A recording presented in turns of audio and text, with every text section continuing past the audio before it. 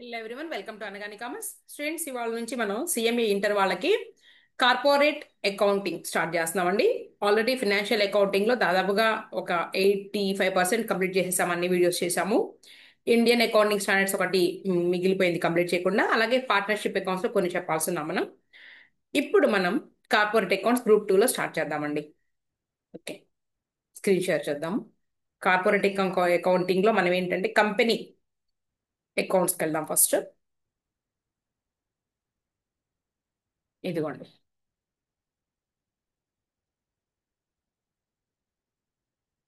issue of shares, issue of shares,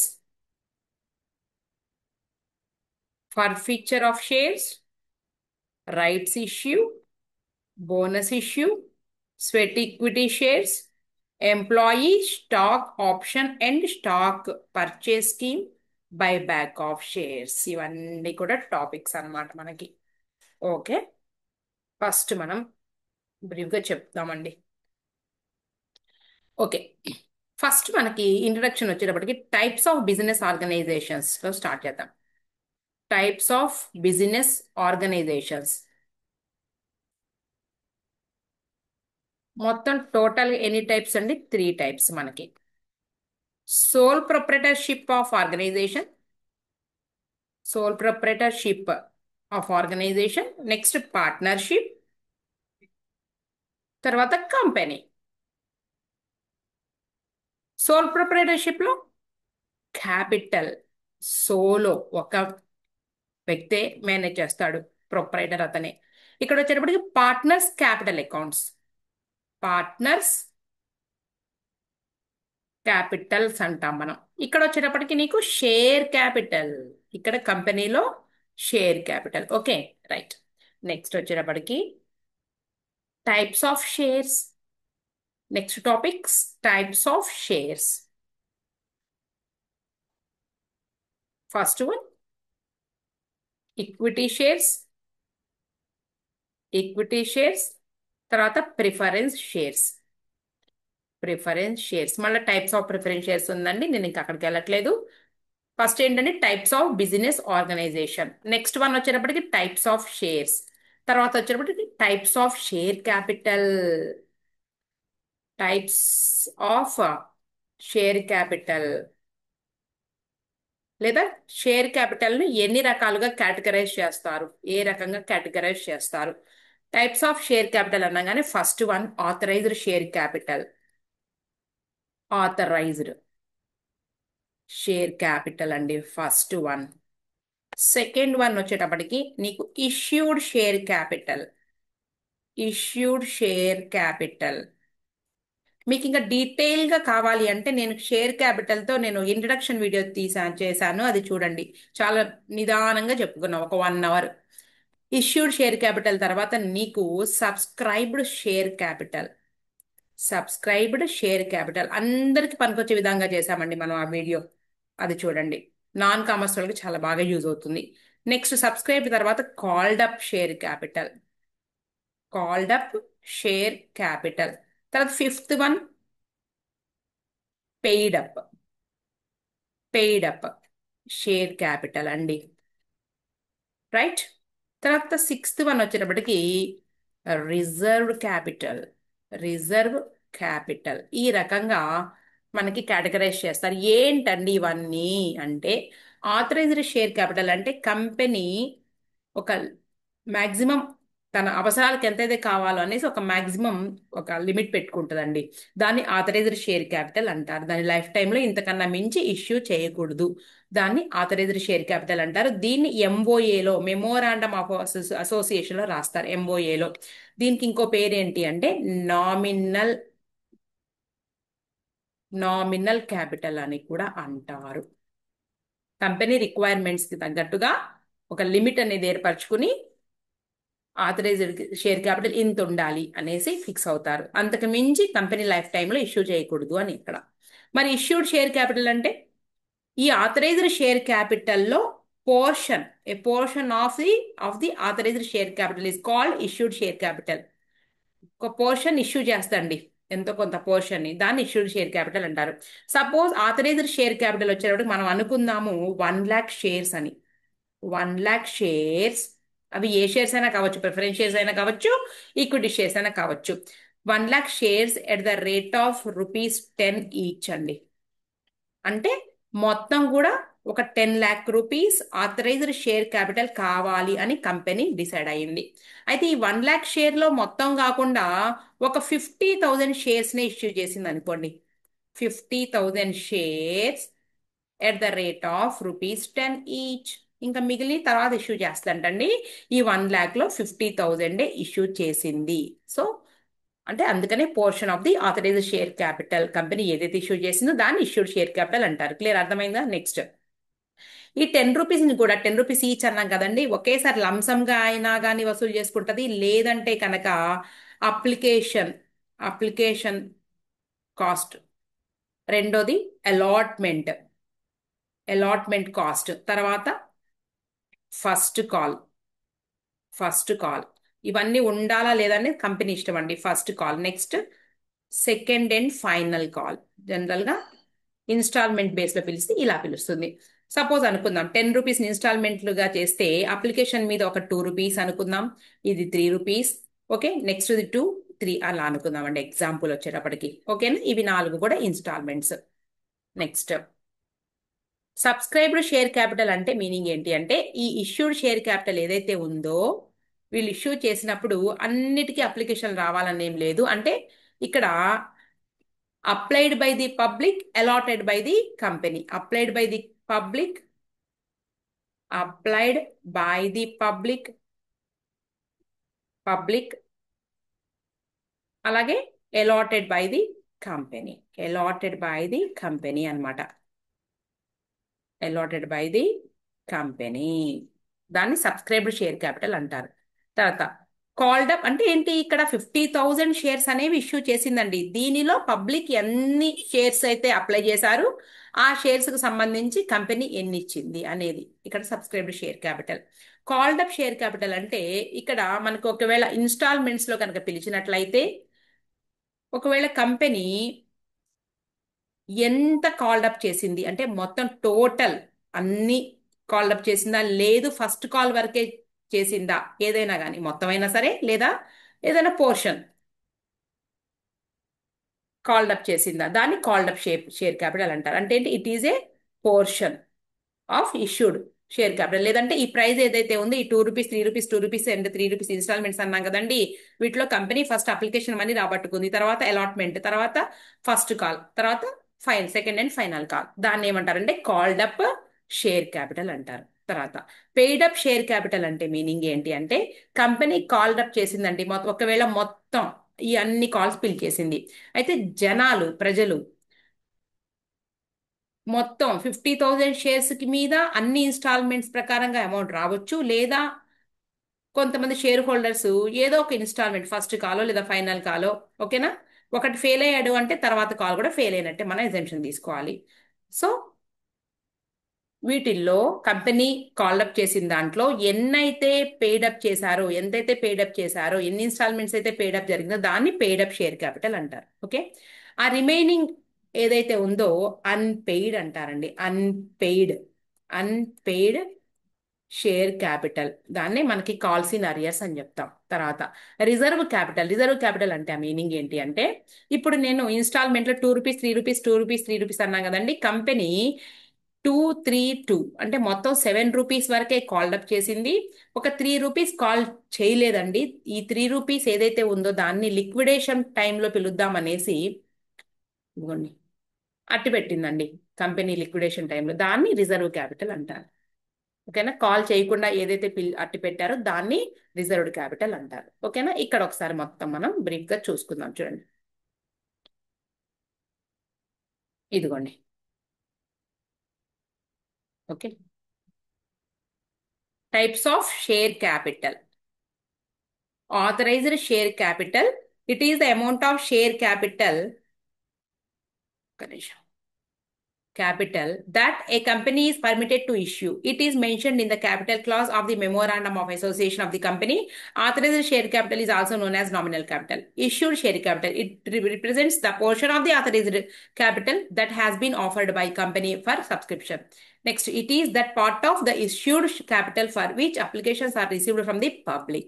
Called up capital, it is that part of the subscribed capital that has been called up by the company for payment. Paid up capital, the part of the called up capital which is offered and is actually paid by the members. Reserved capital, it is the portion of the uncalled capital of a company that is called up for payment only in the event of liquidation of the company. అర్థమైంది కదండి, reserved capital అంటే లాస్ట్కి చెప్పాను నేను. ఓకేనా? ఇంతవరకు మనకి types. ఇక తర్వాత వచ్చేటప్పటికి టైప్స్ ఆఫ్ క్యాపిటల్ అయిన తర్వాత బ్యాలెన్స్ షీట్ చూపిస్తారు ఇక్కడ మోడల్. తర్వాత various types of shares issue అంట. Okay, right. సరే, ఇప్పుడు ఇదంతా జరిగిందండి. నెక్స్ట్ స్టోరీకి వద్దాం మనం. ఇక్కడ రాద్దాం. సరే, ఇదంతా కూడా మనకి ఎంట్రీస్ రాయాలి కదండి, జర్నల్ ఎంట్రీస్ రాసుకోవాలి. జర్నల్ ఎంట్రీస్ రాసుకోవాల్సి ఉంటుందండి. ఈ ఇష్యూ జరిగింది కదా, జర్నల్ ఎంట్రీస్ అనేవి ఇంపార్టెంట్. ఈ జర్నల్ ఎంట్రీస్ అనేవి మనకి ఏ ఏ సిచ్యుయేషన్స్లో ఎలా అనేది చూద్దాం. చూడండి, షేర్స్ ఇష్యూడ్ ఎట్ పార్. పార్ వాల్యూకి షేర్స్ ఇష్యూ చేస్తే ఎలా ఉంటుంది? షేర్స్ ఇష్యూడ్ ఎట్ పార్ వాల్యూకి. అలాగే షేర్స్, ఒక్క నిమిషం, when shares are issued at par value అంటే చెప్తా నేను, par value. Next, when shares are issued in instalments. Issued in instalments ముందు మనం ఏం రాద్దామంటే when shares are issued at lump sum. Lump sum అంటే ఒకేసారి అమౌంట్ అంత 10 రూపీస్ కూడా రాబట్టుకుంటే. అలా కాకుండా when shares are issued at issued in instalment base. Instalments ఇందాక నేను చెప్పాను కదండి, అప్లికేషన్ మనీ, అలాట్మెంట్ మనీ అని, అలాగా. రైట్, ఈ రకంగా. ఒకవేళ excess share money, excess shares money is collected. Excess share money collect అయితే ఏమవుతుంది? కలెక్టెడ్. అప్పుడు 2 సిచ్యుయేషన్స్ ఉన్నాయి దాంట్లో కూడా. Excess amount is refunded. Refund అయినా చేయొచ్చండి, లేదా excess amount transfer to future instalments. ఈ రకంగా. రైట్, అర్థమవుతుంది. Excess share money is collected. ఎన్ని రకాలు చెప్పాను? షేర్స్ కనుక పార్ వాల్యూకి ఇష్యూ చేస్తే కంపెనీ ఎలా ఎంట్రీస్ రాసుకుంటాము, అలాగే దాంట్లోనే ఒకవేళ లంసమ్ అమౌంట్ అంటే ఇందాక చెప్పాము 50,000 shares at the rate of rupees 10. ఈ 10 రూపాయలు మొత్తము కూడా అంటే 10 రూపీస్కి ఇష్యూ చేయడం అంటే ఏంటి? 10 రూపీస్ అనేది ఏంటి అంటే ఇక్కడ పార్ వాల్యూ లేదా ఫేస్ వాల్యూ లేదా nominal value. 50,000 shares at the rate of rupees 10 అనగానే పార్ వాల్యూకి ఇష్యూ చేసినప్పుడు ఎలా ఉంటుంది? అదే 10 రూపీస్ షేర్ని పార్ వాల్యూకి ఇష్యూ చేస్తూ లంసమ్ అమౌంట్ అంటే 50,000 రూపీస్ షేర్స్ మీద 10 రూపాయల అమౌంట్, 10 రూపాయలు ఈచ్ షేర్కి కనుక రాబట్టుకుంటే దాని మీద ఎంట్రీ ఎలా రాస్తాము? ఒక్కసారి అమౌంట్ వచ్చేసినట్టు రాసుకుంటామండి. లేదు, ఈ 10 రూపీస్ షేర్ని ఇన్స్టాల్మెంట్ బేస్ మీద application money, allotment money, first call, final call రాసుకుంటే ఎంట్రీస్ ఎలా ఉంటాయి? When shares are issued at instalment. తర్వాత ఒకవేళ excess shares money is collected అంటే 50,000 షేర్స్ కరెక్ట్గా ఎలా అప్లై చేస్తారండి? ఒక్కోసారి మనకి ఓవర్ సబ్స్క్రిప్షన్ జరగచ్చు, అండర్ సబ్స్క్రిప్షన్ జరగచ్చు, అర్థమవుతుందా? ఫుల్ సబ్స్క్రిప్షన్ జరగచ్చు, అది కూడా చెప్తాను. ఒకవేళ మనకి 10,000 ఎక్సెస్గా వచ్చి టోటల్ 60,000 అప్లికేషన్స్ వచ్చినాయి అనుకోండి, అంటే 10,000 అమౌంట్ ఎక్సెస్గా వచ్చింది. ఆ వచ్చిన ఎక్సెస్ అమౌంట్ని రిఫండ్ చేస్తే ఎలా ఎంట్రీ రాస్తాము? లేదా ఎక్సెస్ అమౌంట్ని ఫ్యూచర్ ఇన్స్టాల్మెంట్స్కి అడ్జస్ట్ చేస్తే ఎలా ఉంటుంది? ఇలా రాస్తాం. ఓకేనా? ఇదల్లా కూడా ఏంటి, షేర్స్ని పార్ వాల్యూకి ఇష్యూ చేస్తే. లేదు, షేర్స్ని గనక పార్ వాల్యూ కాదండి, ఒక్కొక్క share 50,000 shares at the rate of rupees 10 కాదండి, ఎట్ ద రూపీస్ 10 వీళ్ళు ఎలా ఇష్యూ చేశారంటే విత్ ద ప్రీమియం 2% ప్రీమియంతో ఇష్యూ చేశారనుకుందాం. 2%. అర్థమవుతుందా ఎలా ఉంటుంది అంటే? ఒక్కొక్క షేర్కి వచ్చేటప్పటికి రూ. 12 కాడికి ఇష్యూ చేస్తే ఎలా రాస్తాము? ప్రీమియం అంటే సెక్యూరిటీస్ ప్రీమియం అంటారండి, దాన్ని ఇక్కడ రాద్దాం. Shares are issued at premium. Par కాదండి, ఇది ప్రీమియం. ఇప్పుడు డిస్కౌంట్కి ఇష్యూ చేయడం అనేది లేదు. సో మనం ఎంట్రీస్ పార్ వాల్యూ దగ్గర అలాగే ప్రీమియం దగ్గర నేర్చుకుంటాము. చూడండి ఎన్ని చెప్పాను, అర్థమవుతుందా? ఓకే, ఇక్కడ ఇంకో చిన్న టాపిక్. ఇక్కడ నేను 50,000 షేర్స్ కంపెనీ ఇష్యూ చేసినప్పుడు 50,000కి 50,000 వస్తుందా లేదా రాదా? 50,000కి 50,000 వస్తేనేమో దాన్ని ఏమంటారంటే ఫుల్ సబ్స్క్రిప్షన్ అంటారండి. Full subscription. Full subscription. 50,000 వస్తే ఫుల్ సబ్స్క్రిప్షన్. లేదు, తక్కువ వచ్చినాయి అనుకోండి, దాన్ని ఏమంటారు? అండర్ సబ్స్క్రిప్షన్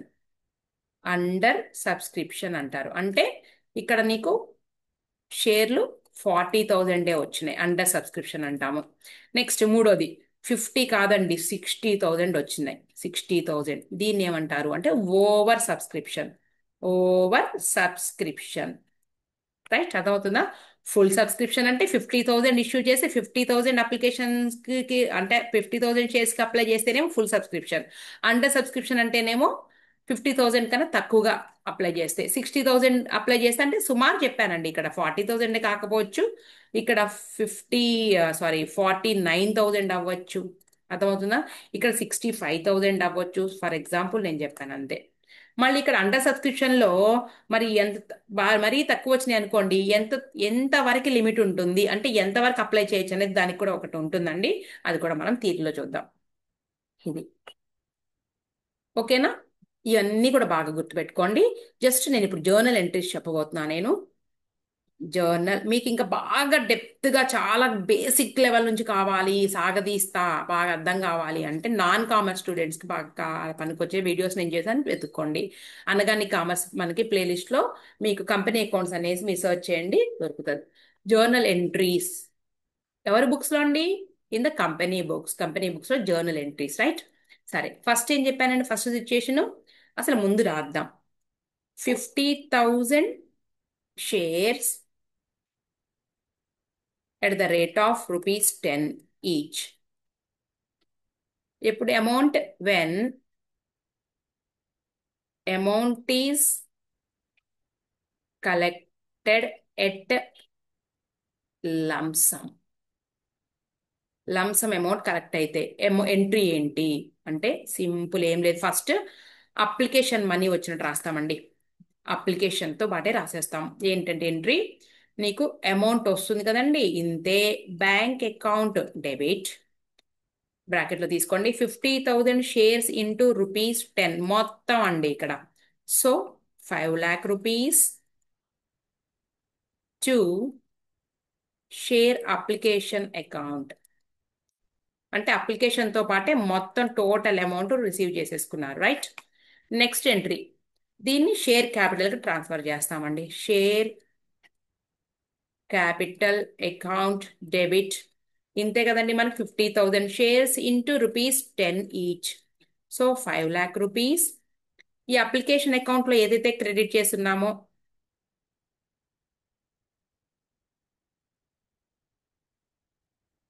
ఒక్క నిమిషం, ఒక 1 మినిట్. షేర్ క్యాపిటల్ డెబిట్ రాస్తాం ఏంటండి, మనం క్యాపిటల్ రాయకూడదు కదా, పొరపాటున రాసేసాను. Share application account debit to share capital account. ఎప్పుడు కూడా క్యాపిటల్ అకౌంట్ని సంస్థ ఎందుకు క్రెడిట్ చేస్తుంది? లయబిలిటీగా ట్రీట్ చేస్తుంది కాబట్టి. ఓకేనా? ఎప్పుడైనా సరే క్యాపిటల్ తిరిగి పంపించేస్తారు కాబట్టి లయబిలిటీగా ట్రీట్ చేస్తుంది కాబట్టి షేర్ క్యాపిటల్ని ఎప్పుడు కూడా మనం క్రెడిట్ చేస్తాము. ఇది మనకి ఓకేనా? ఇది ఎప్పుడు సిచ్యుయేషన్ అంటే when amount is collected at lump sum, మొత్తం ఒకేసారి కలెక్ట్ చేసుకుంటే ఎంట్రీస్ ఇలా ఉంటాయి, రైట్? ఇది ఫస్ట్ సిచ్యుయేషన్ అండి. సెకండ్ సిచ్యుయేషన్లో ఎలా ఉంది చూద్దాం. రెండు ఏమన్నాము? వెన్, కనీసం కాల్ వచ్చింది. వెన్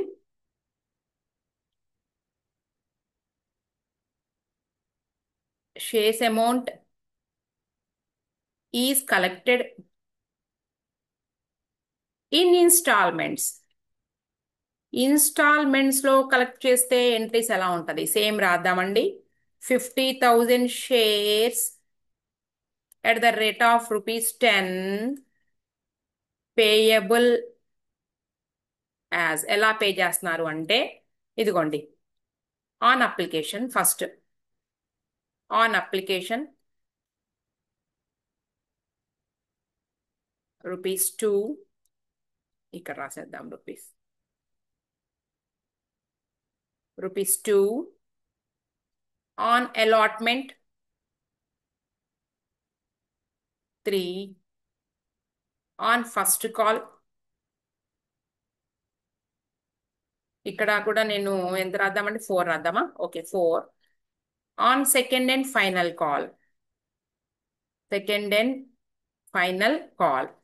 ఇంకెంత మిగిలింది నీకు? 259 అంటే 1 రూపీయే, అంతేనా? ఇది ఈ రకంగా మొత్తం టోటల్ వచ్చేటప్పటికి నీకు ఇన్స్టాల్మెంట్స్ మొత్తం కలిపితే 10 రూపీస్. ఇలా ఇక్కడ కింద ఒక క్వశ్చన్ రాస్తున్నాం. ఆల్ ఇన్స్టాల్మెంట్స్ ఆర్ కలెక్టెడ్ అంటే ఏంటంటే కాల్స్ ఇన్ అరియర్ లేదు, అంటే అన్కాల్డ్ క్యాపిటల్, అన్పెయిడ్ క్యాపిటల్ లేదనమాట. ఆల్ ఇన్స్టాల్మెంట్స్ ఆర్ కలెక్టెడ్, మొత్తం కూడా కలెక్ట్ చేస్తున్నారు. రైట్ ద జనరల్ ఎంట్రీస్ అని అంటారు. General entries in the books of company XYZ company, ఏదో ఒకటి. రైట్. ఇప్పుడు ఫస్ట్ మనం ఎంట్రీ రాయబోతున్నామండి. అప్లికేషన్ మనీ రిసీవ్ చేసుకున్నందుకు ఎంట్రీ రాయాలి ఫస్ట్. రాసిన తర్వాత దాన్ని క్యాపిటల్ అకౌంట్కి ట్రాన్స్ఫర్ చేస్తాము. ఫస్ట్ అమౌంట్ రావడంతో ఎంట్రీ స్టార్ట్ అవుతుంది నీకు. ఓకే, ఇక్కడ స్టార్ట్ చేద్దాం. ఫస్ట్ ఎంట్రీ రాస్తున్నానండి నేను. ఇక్కడ రాద్దాం. When application money is received. Okay, చూద్దాం. Bank account debit. అమౌంట్ ఎన్ని అప్లికేషన్స్ వచ్చినాయి దానితో పాటుగానే మనకి ఎంట్రీ మొదలవుతుంది. రూపీస్ 2 అండి. ఎంతండి amount? 1,00,000 rupees to share application account. Share application account 1,00,000 rupees. 1 minute. 1,00,000. Next entry రేపు సమ్స్లోకి వెళ్దామండి. ఇవాళ వరకు నేను ఇంతవరకు ఎంట్రీస్ చెప్పేసి ఆపేస్తాను. నెక్స్ట్ సెకండ్ ఎంట్రీ వచ్చేటప్పటికి నీకు application money is transferred to share. A share అయినా కావచ్చు అండి, అది సమ్స్ లో ఈక్విటీ షేర్ అయినా కావచ్చు, ప్రిఫరెన్స్ షేర్ అయినా కావచ్చు, మీకు సంబంధం లేదు. ఏది ఇస్తే అది రాయండి. ఇక్కడ నేను జనరల్గా షేర్ అన్నాను, ఈక్విటీ షేర్ అంటే ఈక్విటీ షేర్ అని పెట్టండి. షేర్ అప్లికేషన్ మనీ ఏదైతే మనం ఇక్కడ క్రెడిట్ చేసామో దాన్ని ట్రాన్స్ఫర్ చేసేయండి క్యాపిటల్కి. అంటే అప్లికేషన్ మనీని మనం క్యాపిటల్ అకౌంట్కి ట్రాన్స్ఫర్ చేస్తున్నాము. సో అప్లికేషన్ అకౌంట్లో ఇక మనీ ఏమీ లేదు, మొత్తం కూడా షేర్ క్యాపిటల్ అకౌంట్కి ట్రాన్స్ఫర్ అయిపోయింది. 1,00,000 రూపీస్. రైట్, అయిపోయిందండి. నీకు అప్లికేషన్ సంబంధించి ఎంట్రీస్ అయిపోయినాయి. Next entry 2. సెకండ్ ఏంటి అంటే ఇక్కడ నీకు సెకండ్ ఎంట్రీ ఏం కాదులేండి. ఇక్కడ ఇది సెకండ్, ఇది థర్డ్ ఎంట్రీ.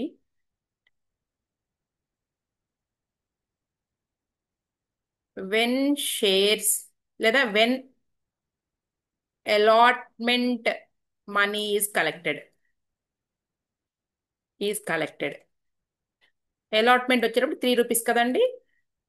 అయితే అమౌంట్ కలెక్ట్ అవ్వదు, ఫస్ట్ మనకి ముందు అలాట్ చేయాలి కదండి.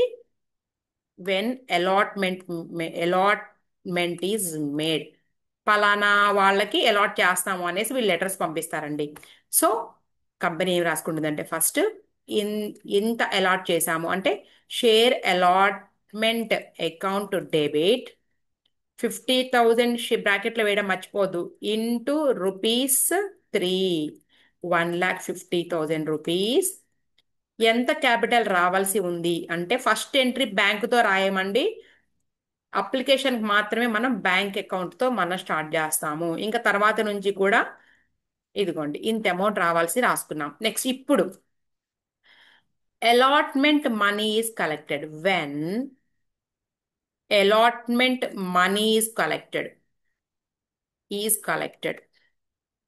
లేదా received, right? So amount receive చేసుకుంటుందండి company. Bank account debit 50,000 shares into rupees 3, total amount 1,50,000 to share allotment account, ఇలా. ఓకేనా? అయిపోయింది. నెక్స్ట్ ఫస్ట్ కాల్ అన్నాం కదండి, ఫస్ట్ కాల్కి ఎంట్రీ రాద్దాం. When first call is made, company letters వేసింది వాళ్ళకి ఏంటి ఫస్ట్ కాల్స్ రావాలని. First call amount share first call account debit 50,000 shares మీద రూపీస్ 4 మన ఎగ్జాంపుల్లో తీసుకున్నదే అమౌంట్ 2,00,000 రూపీస్ అండి. Next to share capital account ఇంత అమౌంట్ రావాల్సి ఉంది అని రాసుకుంటుంది, 2,00,000 రూపీస్. నెక్స్ట్ అమౌంట్ మొత్తం కూడా నీకు రిసీవ్ చేసుకుంటే ఇదిగోండి first call amount is collected. When first call amount is collected, మొత్తం కూడా కలెక్ట్ అయితే ఎలా ఉంటుంది తర్వాత ఎంట్రీస్లో చెప్తానండి. కొంతమంది అమౌంట్ పంపించరు, అప్పుడు ఎలా ఉంటుంది ఎంట్రీ అనేది నేను తర్వాత చెప్తాను నెక్స్ట్ క్లాస్లో. బ్యాంక్ అకౌంట్ డెబిట్ ఇదిగోండి 50,000 shares into rupees 4, 2,00,000 rupees to share first call account 2,00,000. ఈ రకంగా మనం నెక్స్ట్ సెకండ్ కాల్ కూడా ఇలాగే రాసుకుంటాం కదా, ఫస్ట్ కాల్ ప్లేస్లో సెకండ్ కాల్ ఇంతే. ఓకేనా? ఇదల్లా ఎప్పుడండి? ఇప్పుడు మనం ఏమేం కవర్ చేసాం ఒకసారి చూద్దాం. మనం when shares are issued at par అయిపోయింది. లంసమ్ ఎలాగ చెప్పాను అంటే ఇదంతా కూడా ఇదే, ప్రతి దాంట్లో కూడా మనం ఇదే ఈ సిచ్యుయేషన్లో ఉన్నాం. పార్ వాల్యూ ఆ 10 రూపాయలనే ఇన్స్టాల్మెంట్ దగ్గర వరకు వెళ్ళిపోయామండి. Next excess share money collected దగ్గరికి ఇంకా రాలేదు, ఇది మనం కవర్ చేయలేదు. ఇది నేను నెక్స్ట్ క్లాస్ చెప్తా. అంటే అండర్ సబ్స్క్రిప్షనా, ఓవర్ సబ్స్క్రిప్షనా లేదా ఫుల్ సబ్స్క్రిప్షనా చూడాలి. తర్వాత ప్రీమియంకి ఇష్యూ చేస్తే గనక ఏమవుతుంది, ఆ ప్రీమియం అమౌంట్ని షేర్ క్యాపిటల్ అకౌంట్కి ట్రాన్స్ఫర్ చేస్తారా లేదంటే వేరే పర్పస్ మీద యూజ్ చేస్తారా అనేది మోస్ట్ ఇంపార్టెంట్ టాపిక్. ఓకేనా? ఇప్పుడు వరకు ఎంతవరకు కవర్ అయిందో చూడండి. ఇదిగోండి మీ బుక్లో accounting for issue of shares at par value. Next ఇక్కడ ఇంకో ఎంట్రీ తీసుకున్నారులేండి. మనం అప్లికేషన్ మనీ తర్వాత ఒకవేళ ఎక్సెస్ వస్తే అనేది ఇక్కడే చూపించేశారు, మనం సెపరేట్గా చెప్దాం. ఇంకో సేమ్ అండి, ఎక్సెస్ అమౌంట్ రిఫండ్ చేసినట్టు 2,00,000 రూపీస్ని అమౌంట్ బ్యాంక్ అకౌంట్ క్రెడిట్ చేసుకుంటూ రాశారు ఇక్కడ. ఇదిగోండి నెక్స్ట్ తర్వాత సిచ్యుయేషన్ నీకు షేర్స్ ఇష్యూడ్ ఇన్ ఇన్స్టాల్మెంట్ బేస్లో ఇదిగోండి షేర్ అప్లికేషను షేర్ మనకి రిఫండ్ అమౌంట్ అంటే ఎక్సెస్ అమౌంట్ వస్తే కనుక రిఫండ్ చేస్తే అనేది తీసుకున్నారు ఆ ఎంట్రీలో. తర్వాత షేర్ అలాట్మెంట్ అయిపోయిన తర్వాత మనకి next calls, first call final call అన్నాం కదండి, ఇక్కడ ఒకే కాల్ చెప్పేసి తేల్చేశారు, అయిపోయింది. నెక్స్ట్ వచ్చేటప్పటికి నీకు issue of shares at premium next క్లాస్లో చెప్తాను నేను. ఓకేనా? తర్వాత షేర్స్ ఇష్యూడ్ ఇన్ లంసమ్ ఇది ఆల్రెడీ మనం చేసిందే. ఈ రకంగా next shares issued in instalments అంటే ఏంటంటే సెక్యూరిటీ ప్రీమియం అప్పుడు మళ్ళీ ఇన్స్టాల్మెంట్ అయితే ఎలా ఉంటుంది అర్థమవుతుందండి. నేను పార్ వాల్యూలో ఇన్స్టాల్మెంట్ చెప్పాను, నెక్స్ట్ సెక్యూరిటీస్ ప్రీమియంలో ఇన్స్టాల్మెంట్ అయితే ఎలా ఉంటుంది అనేది. తర్వాత కాల్స్ ఇన్ ఎరియర్స్, ఎవరైనా గనక కాల్ అమౌంట్ పే చేయకుండా ఉంటే అది అప్పుడు ఎలా ట్రీట్ చేస్తాము ఆ situation. Next calls in advance, ఎవరైనా కనుక ముందుగానే పే చేసేస్తే అమౌంట్ అది ఎలా ఉంటుంది ఆ సిచ్యుయేషన్ ఏంటి. తర్వాత interest on calls in arrears, okay, అలాగే interest on calls in advance. Next topic వచ్చేటప్పటికి మీకు ఇక ఫర్ ఫీచర్ వచ్చేస్తుందండి. Issue of shares for consideration other than cash, అంటే ఒక్కోసారి మన క్యాష్ కాకుండా అదర్ దాన్ క్యాష్ కూడా ఉంటుంది, అలాంటప్పుడు ఏంటి. నెక్స్ట్ టాపిక్ వచ్చేటప్పుడు calculation of number of shares to be no, ఇది కాదు. Provision on shares of shares at discount లేదు ఇప్పుడు. ఈ రకంగా మొత్తం. తర్వాత ఇదిగోండి ఇక్కడ ఇచ్చాడు, ఓవర్ సబ్స్క్రిప్షన్ అయినప్పుడు ప్రోరేటా allotment and adjustment of excess application money towards the amount due on the allotment. మీకు సమ్స్ ఎక్కువగా ఇచ్చేది ఈ 11th ప్రాబ్లం ఏదైతే ఉందో ఇక్కడ నుంచి సమ్స్ కనబడతాయండి, డెప్త్కి వెళ్ళిపోతారు. ఇది మనకి కార్పొరేట్ అకౌంట్స్ లో ఇది టాపిక్. ఓకే, నెక్స్ట్ క్లాస్లో మనం సమ్స్కి వెళ్ళిపోదాం.